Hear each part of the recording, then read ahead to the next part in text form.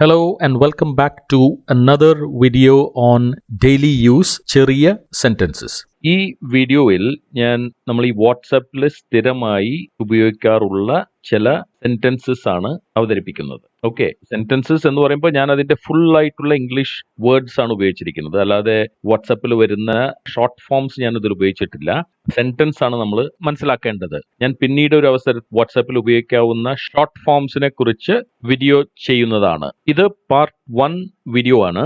ഇതിന്റെ part 2 video ഞാൻ അടുത്ത് തന്നെ അപ്ലോഡ് ചെയ്യുന്നതായിരിക്കും. ഈ വീഡിയോ നിങ്ങൾക്ക് ഇഷ്ടമായെങ്കിൽ ഷെയർ ചെയ്യുക, ലൈക്ക് ചെയ്യുക, ബെൽ ഐക്കൺ ക്ലിക്ക് ചെയ്യുക. Okay, so let's start. അവൻ എപ്പോഴാ ഓൺലൈനിൽ വരിക? അവൻ എപ്പോഴാണ് ഓൺലൈനിൽ വരിക? When will he come online? When will he come online? ഇതല്ലെങ്കിൽ ഈ കം ഓൺലൈൻ എന്നതിന് പകരം നിങ്ങൾക്ക് when will he be online അങ്ങനെയും ചോദിക്കാം. Okay, so come online or be online. നീ ഏത് ഫോണാണ് ഉപയോഗിക്കുന്നത്? നീ ഏത് ഫോണാണ് ഉപയോഗിക്കുന്നത്? Which phone are you using? Which phone are you using? നിന്റെ ഡി പി കാണാൻ നന്നായിട്ടില്ല, അത് മാറ്റൂ. നിന്റെ ഡി പി കാണാൻ നന്നായിട്ടില്ല, അത് മാറ്റൂ.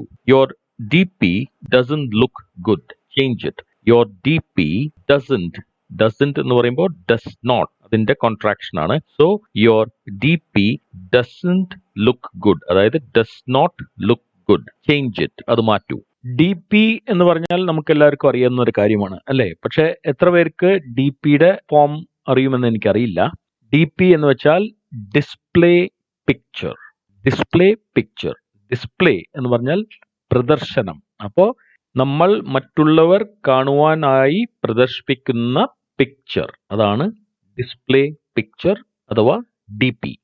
നമുക്ക് പിന്നീട് സംസാരിക്കാം. Let's talk later. Let's talk later. Later എന്ന് പറഞ്ഞാൽ പിന്നീട്. ഞാൻ വീട്ടിൽ എത്തിയിട്ട് നിന്നെ മെസ്സേജ് ചെയ്യാം. ഞാൻ വീട്ടിൽ എത്തിയിട്ട് നിന്നെ അല്ലെങ്കിൽ നിനക്ക് മെസ്സേജ് ചെയ്യാം. I will text you after reach home. I will text you, അതായത് മെസ്സേജ് എന്നതിന് പകരമായി നമ്മൾ ഉപയോഗിക്കുന്ന ഒരു വേർഡാണ് text. I will text you after I reach home. I reach home എന്ന് പറഞ്ഞാൽ വീട് എത്തിയ ശേഷം. അപ്പൊ നമുക്കിവിടെ ടെക്സ്റ്റ് അല്ലെങ്കിൽ മെസ്സേജ് തന്നെ ഉപയോഗിക്കാം. ഐ വിൽ ടെക്സ്റ്റ് യു അല്ലെങ്കിൽ ഐ വിൽ മെസ്സേജ് യു. ഞാൻ അത് നിനക്ക് വാട്സാപ്പ് ചെയ്യാം. I will WhatsApp it to you. I will WhatsApp it to you. It പറഞ്ഞാൽ അതിനെ, I will WhatsApp to you, നിനക്ക്. എല്ലാ ഫോട്ടോകളും എനിക്കയക്ക്. എല്ലാ ഫോട്ടോകളും എനിക്കയക്ക്. Send me all the photos. Send me all the photos. അതല്ലെങ്കിൽ send all the photos to me. Send all the photos to me. നീ ഫ്രീ ആവുമ്പോൾ എനിക്ക് മെസ്സേജ് ചെയ്യ്. നീ ഫ്രീ ആകുമ്പോൾ എനിക്ക് മെസ്സേജ് ചെയ്യ്. Text me when you are free. Text me when you are free. ഇവിടെ ഞാൻ നേരത്തെ പറഞ്ഞ പോലെ ടെക്സ്റ്റ് എന്ന് ഉപയോഗിക്കാം, അല്ലെങ്കിൽ മെസ്സേജ് അങ്ങനെയും പറയാം. So message me when you are free എന്ന് വേണമെങ്കിലും പറയാം. ഞാൻ 10 മിനിറ്റിൽ നിനക്ക് മെസ്സേജ് അയക്കാം.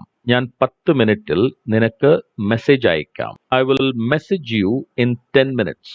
I will message you in 10 minutes. അപ്പോ മെസ്സേജ് യു അല്ലെങ്കിൽ ടെക്സ്റ്റ് യു അങ്ങനെയും പറയാം. I will text you in 10 minutes. ഞാൻ അത് നിന്റെ സ്റ്റാറ്റസിലാണ് കണ്ടത്.